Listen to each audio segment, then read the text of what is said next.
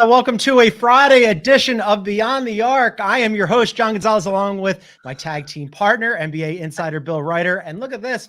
We are thrilled to be joined by the coach, Avery Johnson. Right. I want to say to both of you, I know that today is a big day for both of you. So from me to you, happy Phillies opening day. What are you wearing, man? You look, those of you that are not on the show, John is fully Phillied out. Coach, this is a fan right here, isn't it? He is committed. Hey, I'm going to have to call my guy, Tom McCarthy, who I called the NCAA tournament games with around the 64 and 32, who's all Philadelphia Phillies. He's the voice of the Philadelphia Phillies. T-Mac is the absolute best. I know him very well from my time in Philly. So yes, please extend a hello. And Bill's over there. Bill's wearing CBS branded gear as well. I think we need the three of us need like those old school CBS sports coats. I'll wear one, Coach, if you will. That's right. All right, we're gonna talk to the bosses about that. Yeah, we'll talk about that. We'll talk about that. Easy to pack with those CBS coats, trust me. That's right. I would love those. We're gonna talk to the merchandise department about that. We encourage everybody. Thank you for listening. Download and follow us. Leave us a 5-star review. Later in the show, we're going to talk about SGA's case for MVP. We're going to discuss whether Wemby should be in the all defense combo. And man, we're going to look ahead with the weekend forecast. There are some excellent games in the National Basketball Association this weekend. But first, don't call it a comeback. The East had been ravaged by injuries this season, starting to get healthy. And one of those guys that I wanted to talk to you guys about is Joel Embiid. He was out since having a meniscus surgery in early February. On Wednesday night, Nick Nurse, head coach, said that he's confident that Embiid will return during the regular season. Woj said it's a matter of when, not if.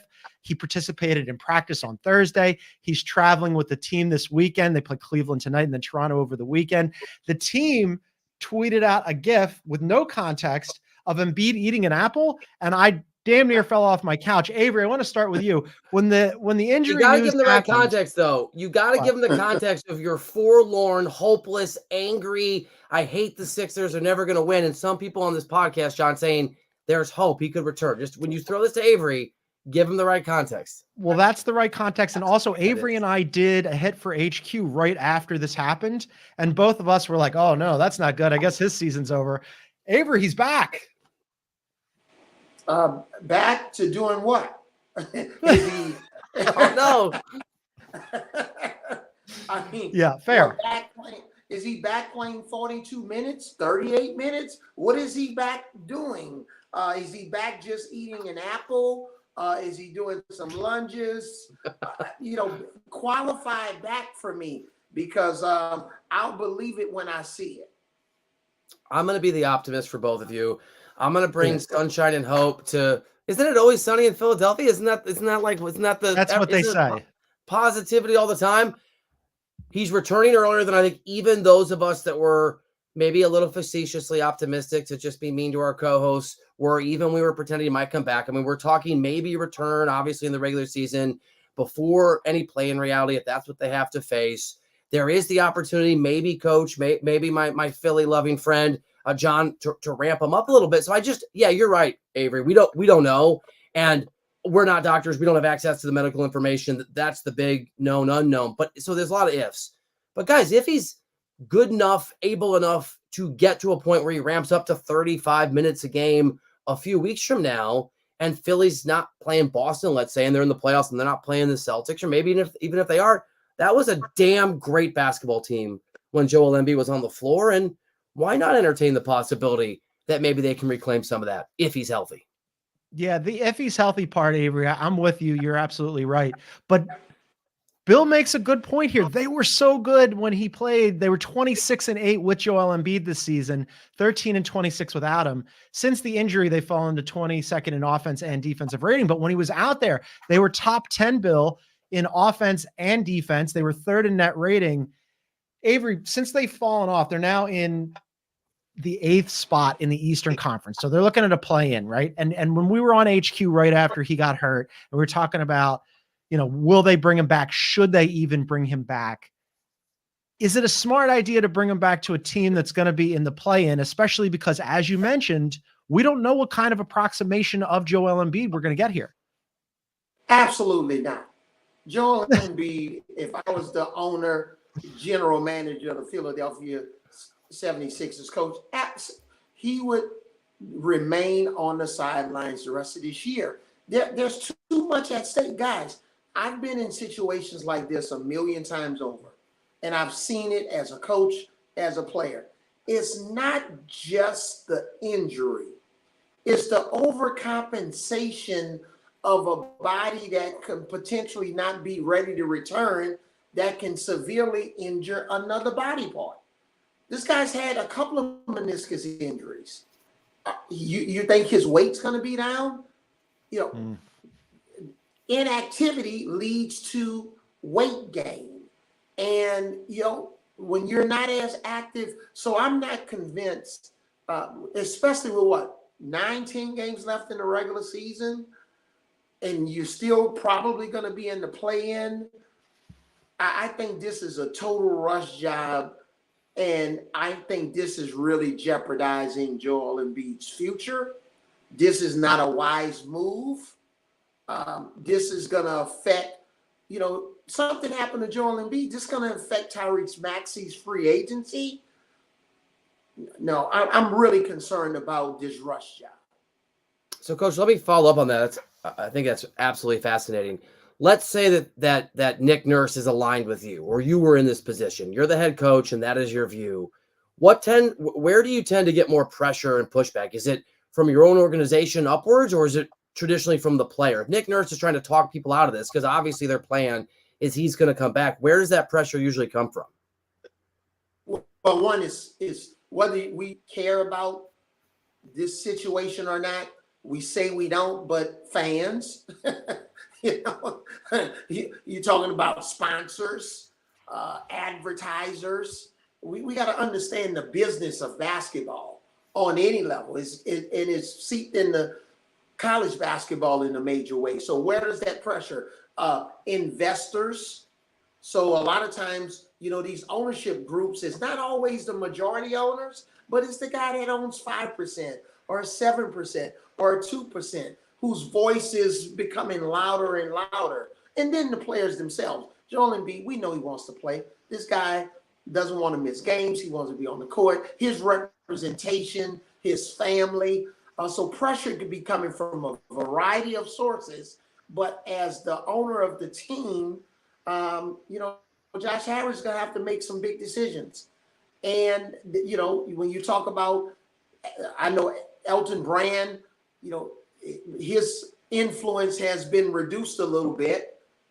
So I don't know how much of an impact he has on this decision, especially with Daryl Morey being the president of basketball operations. So the pressure, Bill, to answer your question, John, it can come from a variety of sources. Initially, Avery, I was with you where I looked at this and I went, he's coming back to a team that's not going to do anything this season. I'm worried about him getting re-injured. I don't think it's necessarily a good idea either. And then, did I mention that the Sixers tweeted out a GIF of him eating an apple? And I'm like, I'm back in. I look at the Eastern Conference and I go, all right, there's 9 games left for the Sixers, including tonight's game when they're going to be in Cleveland. We're going to talk about Donovan Mitchell's return as well, because he's also coming back at a good time for the Cavs. But they are a half game behind the Miami Heat for 7 and just a game and a half behind the Pacers to get out of the play-in. And as we know, guys, the Eastern Conference is the Celtics and everybody else. And so Bill has been pushing point. Bill has been pushing this point over and over and over again. And I was kind of like poo-pooing it because I didn't, Avery. I was dismissing it. I didn't think that Embiid was going to be back this soon. Now I go, well, man, somebody's got to, I checked this out. It turns out to be true. The Celtics can't play themselves in the Eastern Conference Finals. Somebody has to play against them. Why not Embiid in the Sixers? It's that open race after the Celtics. Yeah, and I think the key, similar to what we're seeing on the college basketball level, we've heard it's the University of Connecticut Huskies Invitational, right? So it's similar to the Boston Celtics Invitational in the Eastern Conference. But Embiid, obviously, if he's back, and healthy and playing at a high level, that could change things. Because, later we're going to talk about the Milwaukee Bucks, who I think still have some issues that are problematic. I think this is Boston's job to lose it. They're the team. I don't think anybody in the Eastern Conference can win more than 2 games in a playoff series against the Celtics. Even with Jason, so you are sold on Jason Tatum, good to go, fourth quarter, because Coach, he has not played well in those big moments repeatedly for the last 3 years. Sold to the highest bidder. Sold. Okay. Is that because you believe Jason Tatum, or there's just too much talent? There's just too much talent on that team, regardless. Too much talent across the board. And Porzingis, even with him switching on DeJounte Murray and getting burned a couple of times in their practice game, I still believe in the Celtics. Too much talent, too much depth. I'm not a soul. And a coach with an experienced assistant coaching staff. That's a good point. Now that makes a huge difference. Sam Cassell on that staff, been around the block a couple of times as a player and a coach. Doc Rivers for years, could have interviewed for a lot of head coaching jobs. I think the depth of that coaching staff, quality depth, experience, and on this roster, shooting, versatility, play big, play small, experience, heartache. I really like how Boston is set up right now. I hate how Boston is set up right now. They're incredibly good for all the reasons that you just outlined, but I do think that the rest of the East is starting to get healthier at a time that makes it kind of interesting. And in addition to Joel Embiid's pending return, as I mentioned, they're in Cleveland tonight. Cleveland, it looks like all systems are go for Donovan Mitchell to return. He had missed a bunch of games with a knee injury, he had PRP, and then he had a nasal fracture, but he went through workouts this morning, and he's technically questionable on the injury report, but it looks like he's going to end up going for the Cavs tonight. Bill, we see as we record right now, the Cavs have fallen down to 4 in the Eastern Conference, but it's pretty bunched up between 2, 3, and 4. That Cavs starting lineup of Garland, Strus, Donovan Mitchell, Allen, and Mobley played only 22 games together, but 15-7. So a quarter of the season, it's not a huge sample size, but not that small either. They've been pretty good when they've had them all out there together. It's a pretty big boost for the Cavs to get him back before the playoffs, no? So I'm mildly a believer in Cleveland. I'm not a believer in the Timberwolves as much as you are, and they have a similar sort of, I think, makeup in that they're outstanding defensively, even obviously without Donovan Mitchell. And they struggle sometimes to be consistent on offense, but you put all those guys together. I think Mitchell has the same questions in the playoffs that I might have about Jason Tatum. I know literally he can go get 50 or 60, but we've also seen Don shoot some teams out of games. And it's a team sport, but didn't have the success he needed in Utah, and I think it was a very disappointing loss last year to the Knicks. If I got that right, if my memory is holding up, it was the Knicks. I was huge on the Cavs last year, but to Coach's point about Boston, not the same level. A little bit of heartache, a little bit of failure together, a little bit of time together. Those things I think matter in the NBA. So I'm with you, Avery. I think the Celtics are the best team, and I think they're the team to beat. I just don't see them as anointed because I think between the Cavs, if they're right, which, as John said, they're getting healthy. If the Knicks get healthy, especially OG, what happens to them defensively? I know we're coming up to that. We're going to talk about Milwaukee. I'm lukewarm on their chances, but it doesn't mean I'm right. I think somebody might be able to catch Boston in the right series at the right moment.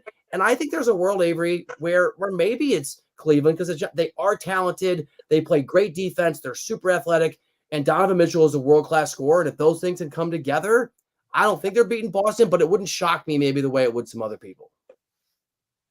Avery, is any of this hitting you as we look at these teams that are starting to get healthy in the Eastern Conference? Like we said, Embiid will be back soon. It looks like Donovan Mitchell is going to be back tonight. The Knicks just got Mitchell Robinson back. OG Anunoby's return is on the horizon. Hopefully Julius Randle is as well. And then the Bucks, we've only kind of touched on a little bit.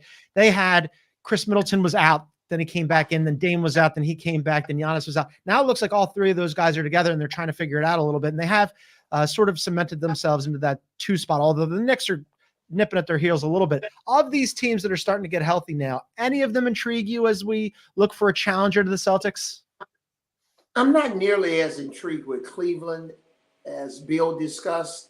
I I still have question marks about Darius Garland in a playoff series, not in the regular season, in a playoff series. I've been watching that kid since he played, AAU basketball. I don't know if they can get enough three-point shooting at the 4 spot with Mobley. We know he's more of a mid-range guy. Donovan Mitchell is going to be Donovan Mitchell.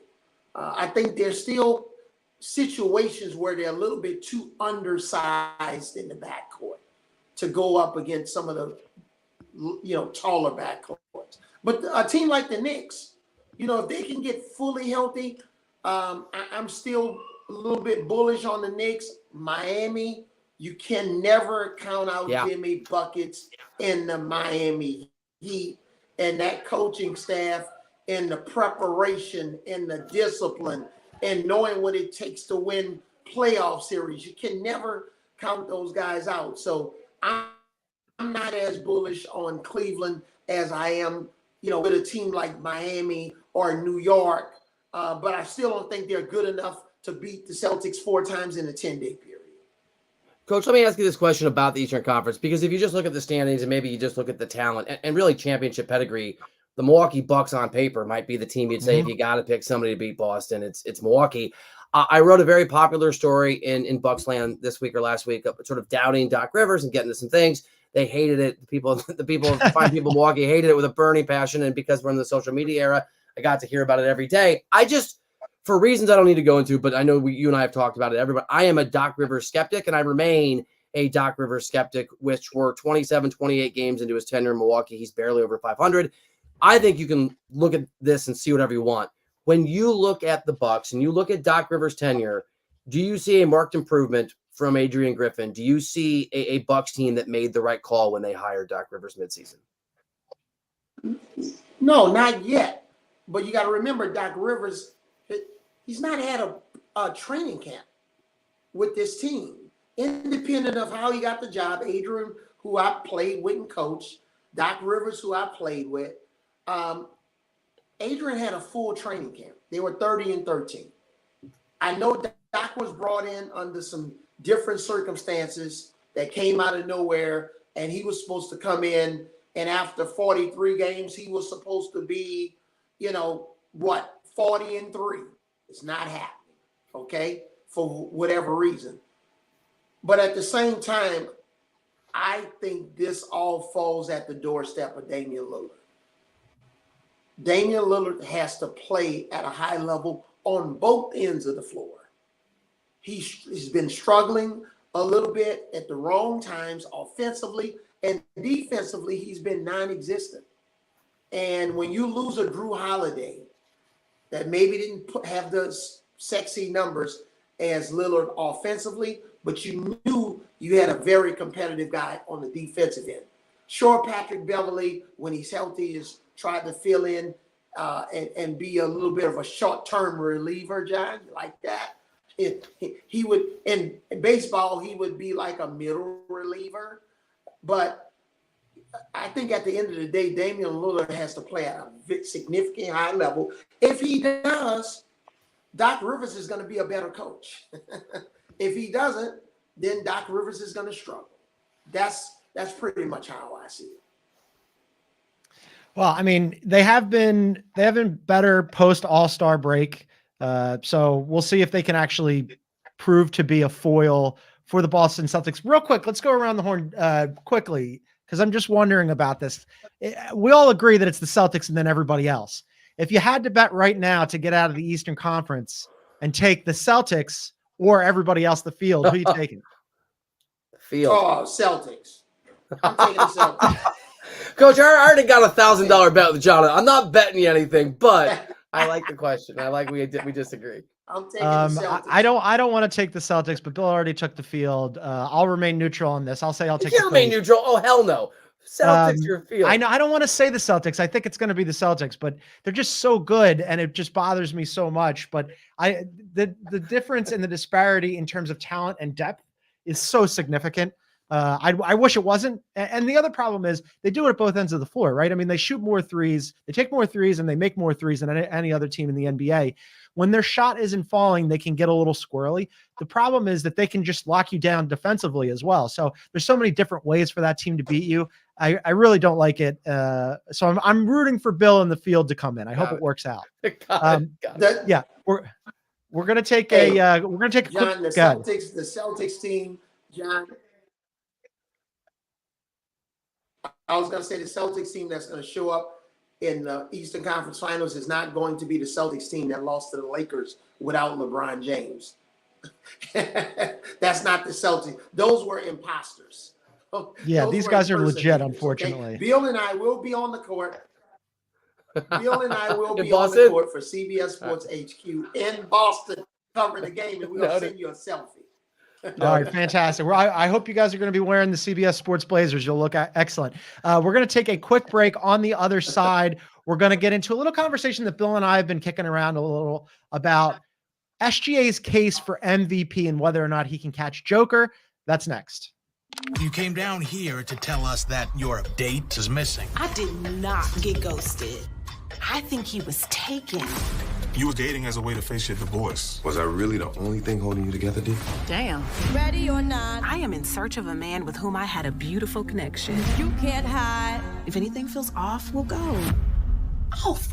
Murderer. Who are you? Diara. Diara? Find you. All right, welcome back to Beyond the Arc. I'm John Gonzalez. Bill Ryder is here. Avery Johnson is here. If you're listening to us on a podcast, excellent. We also encourage you to check us out on YouTube. You can find our page at Beyond the Arc CBS. Please subscribe, hit the like button, leave a comment for Avery. Avery might read it one day. That would be very exciting.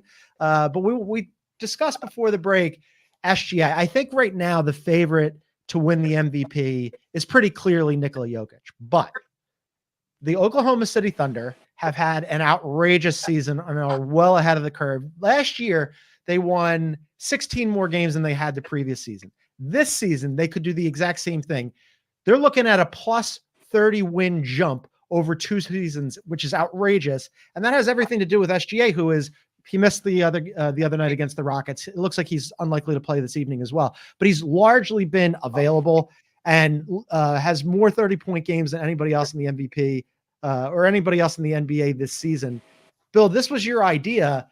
Make the case. Well, I mean, look, I need Coach to sort of point me here because Avery, I got the invitation to vote from the NBA a couple days ago on all these awards, and I've told Ash and I've told John, it's cool. It's also stressful because this is something that you don't want to screw up if you're a voter because there's money riding on it for people and there's legacies and there's history. And I have voted before and looked back and not loved my decision making, and I have not voted before and very confidently judged my colleagues who were actually under the gun like I have. And so I think I've said to these, I think that there's a case, and maybe this is, you tell me you think this is the wrong reasoning.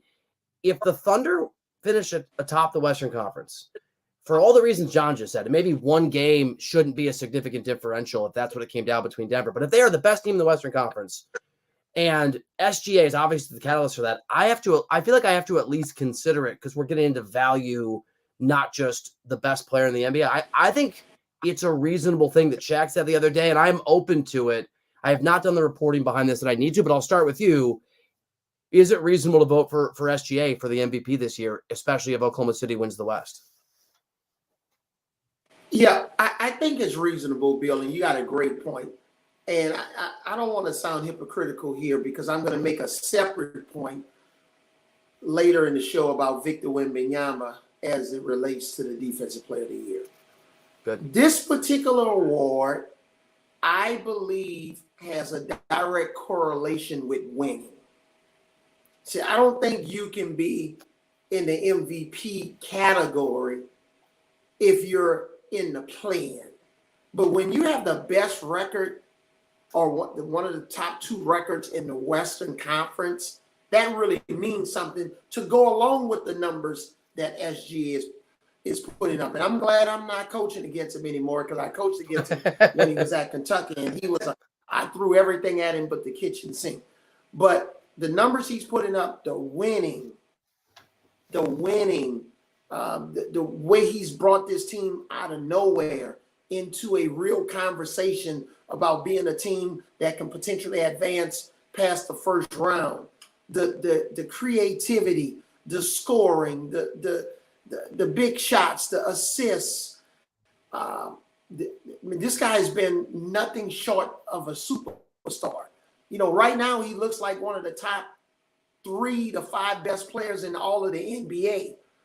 Yes, he does. He's in that category right now. So, Bill, I think you have a legitimate argument here. If today the season ended and SGA was MVP over Jokic, I'm okay with that.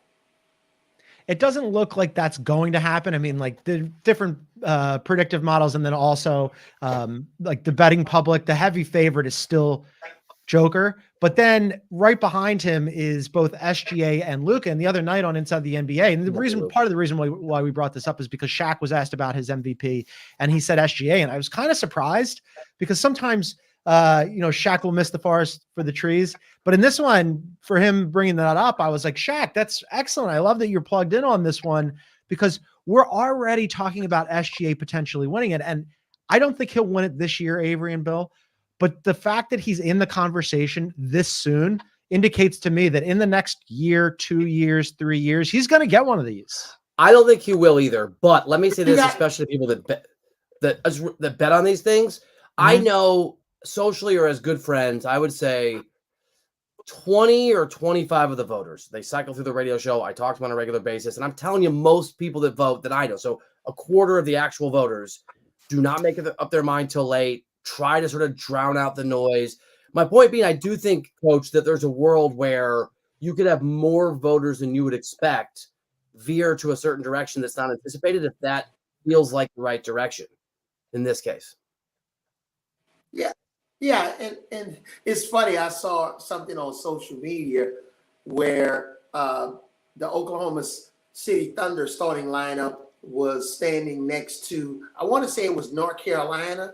And the average age of the North Carolina, I saw this lineup was a couple of bits older than Oklahoma. So to your point, John, this guy being in the MVP conversation at this stage, as young as he is, it really bodes well for him in the future. They're so fun too.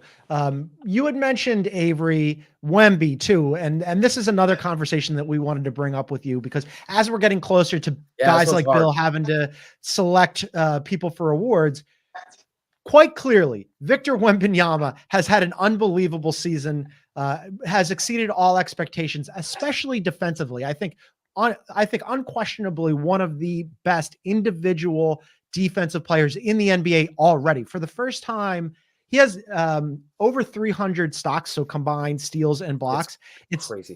He's leading the league in blocks, but he has over 300 combined stocks. It's the first time a rookie has done that since Shaq did it back in the early 90s. But the question here is, and this is something we've kicked around that we wanted to run past you, Avery, can and should he be in the Defensive Player of the Year conversation and or the all defensive team consideration when he's obviously very, very good individually, but the Spurs as a team are not good defensively? This is where, sometimes you got to use a little common sense. I know some of this stuff could be a little subjective. This is a situation where outside of any analytics, technology, AI, just take a look at the eye test. Use your eyeballs. This young man on defense. Use your eyeballs.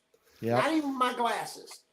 This young man is the Defensive Player of the Year. Of the year, not you're doing it. Oh, wow. Okay. Defensive Player of the Year. You're doing it right now. That's interesting because he was asked about it. And I kind of agreed with him when he was like, look, I think it's Rudy's this year because Rudy is the leader of the best defense in the NBA for all season. But then he goes, but it's going to be mine moving forward. And I think he's right. This is like when somebody wins an Academy Award and they say the real honor is to be on nominate. No, it's not. They're just saying what they got to say because people are watching. He doesn't think that. So I am struggling with what you guys are talking about because I've always had a rule. I've had two rules. One, my MVP ballot has to reflect where you are in the standings.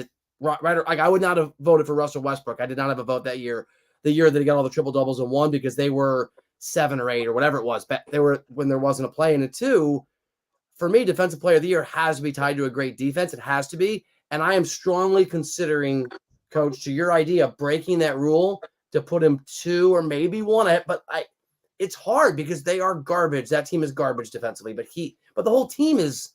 They Yeah, are. it's hard. They are I struggle garbage with it. defensively. They are But present. Bill, I know. Right, we can't do this, but can you imagine Victor Wembanyama on the Minnesota Timberwolves team instead of Rudy Gobert? Or the Thunder instead of Chet? I mean, you're right. And Aaron just pointed out. Let me throw this stat at you, Coach. This is AI getting involved, but when I didn't know this, when Wemby's on the court, their defensive rating, which is 106.8, would be the best in the NBA when he's on the floor. Talk to me, Bill. I mean, all right, you're one of my first. This is good because I have to make 50 of these phone calls in the next 2 weeks. I mean, it really is because overall this season defensively, they're 25th in defensive rating. So yeah, when he's on the floor, they are markedly better. I mean, they would be the best team in the NBA if they could just play him on the floor defensively the entire time. But Avery's right. Forget about the numbers. Take the numbers out of it. Just watch this kid play basketball. He makes such an impact. It's so obvious that, like, if you spend any time watching the Spurs at all, or Victor Wembanyama playing at all, his influence on the game is significant. I mean, there's so many times where you'll see a guard dribble into the paint and just make a U-turn because they don't want any part of that. Or when he's blocking, say, Chet Holmgren on the perimeter on a 3-point shot, there's probably maybe 2 players in the NBA who could block that shot, him and like possibly Kevin Durant. It's really impressive what he's done. I think we've crossed the threshold from should he be considered now, because the thing about Gobert is one of the best defenses or the best defense in the NBA, and that defense is the reason. It is the reason the Timberwolves are where they are. So it's right. There is another side context to the Gobert conversation, which is also very compelling. And last point I want to make.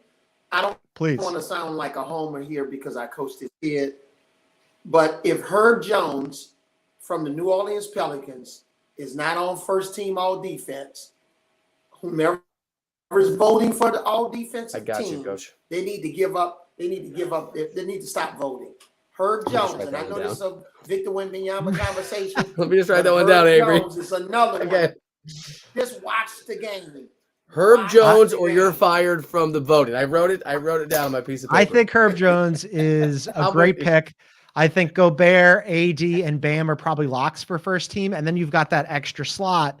And because now you don't have to worry about positions, like now all of a sudden we're discussing Wemby.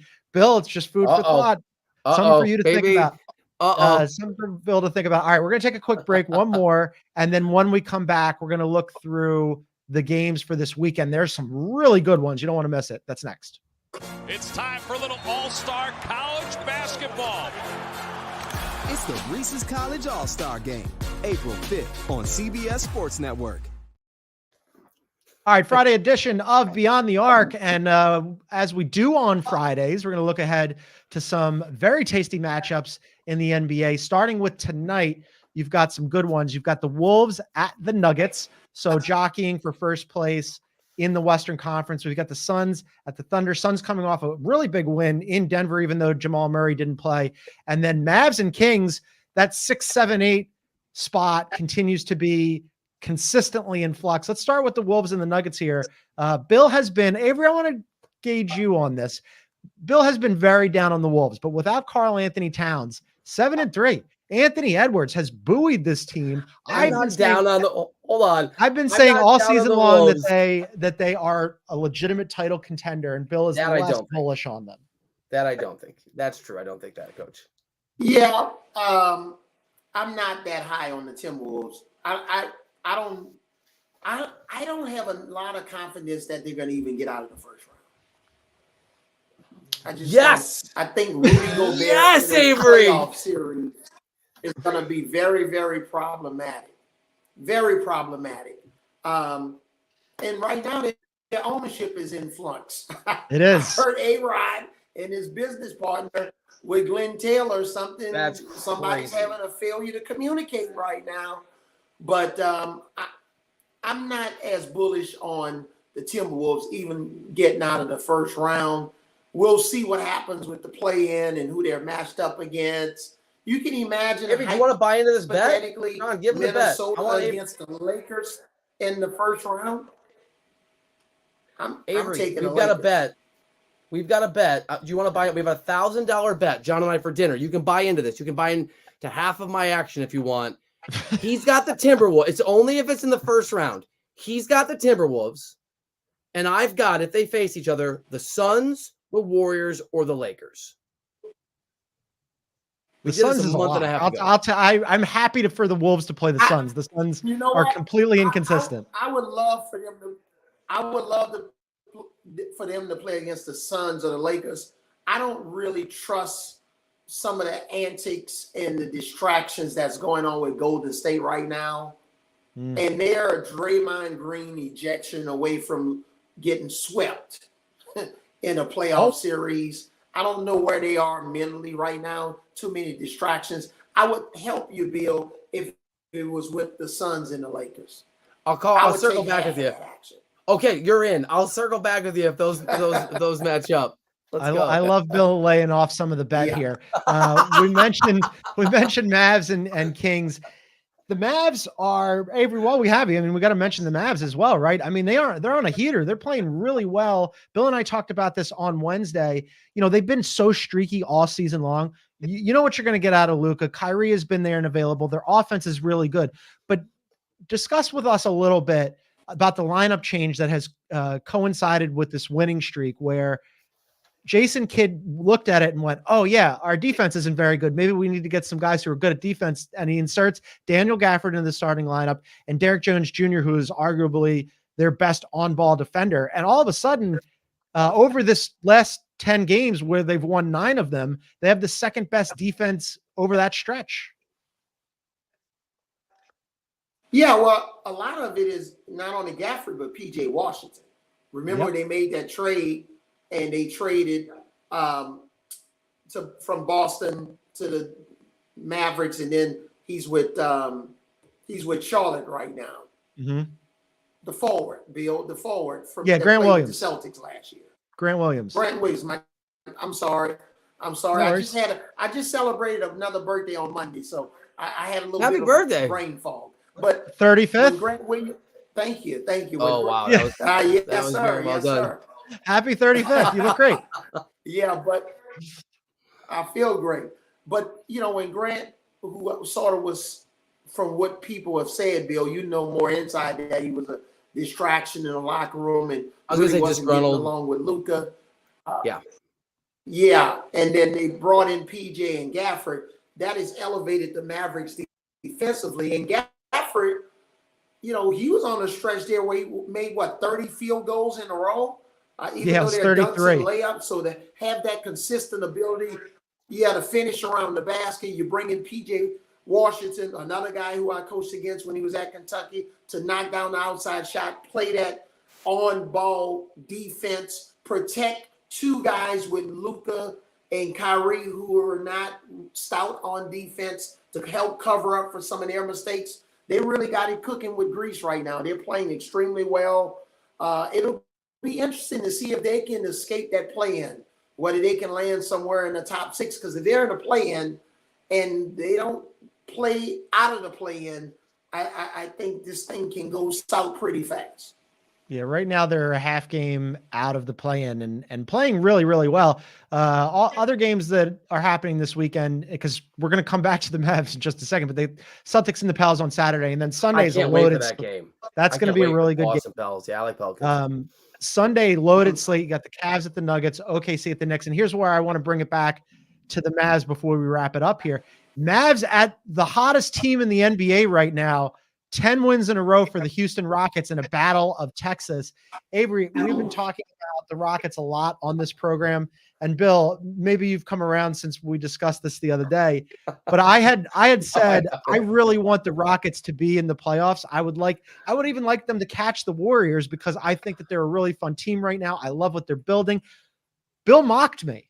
No, you said it'd be better for the NBA if the Rockets bump the Warriors out of the play. I said it'd be more I fun. lost my mind, Avery. I lost my mind. More fun. I stand by it. I'm looking at this. I'm looking at their schedule. I'm pulling up their schedule right now. Yeah, it's brutal. Because even though the Rockets are on this winning streak, if you go back and really dissect this winning streak, let's take a look at it. Okay? All right, sure. They had the huge win against OKC. Without Utah, SGA. Chicago, Washington, San Antonio, Sacramento, Portland, San Antonio again, and sure that you can throw in a win against Phoenix and the Cleveland team. So there's some teams in there that's going to be shipping their cars in about 2 weeks because they will not be a part of the play. It gets much tougher down the stretch. So I mean, like this stretch of He's games they throwing have water is on your outrageous. parade, John. It's over. I know. I know. But it was a fun parade. I enjoyed It was myself great. at the parade. They There already was got ticker tape and champagne. It was I wonderful. sort of came into the parade a little bit just to check it Yeah. out reluctantly. Yeah. I will say though that they are really well set up moving forward. Like, you know, it might not happen for them this season, but looking forward, the future is very bright in Houston. Yeah. The whole West is brutal.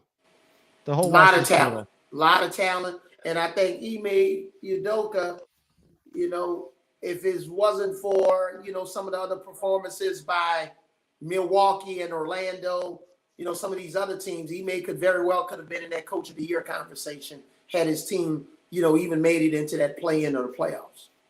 Yeah, I think it's Dagnall, but you're right. I mean, if this continues, I don't think it will. I'm with you because the schedule all of a sudden goes from it was pretty easy during the win streak to, oh man, this is incredibly difficult.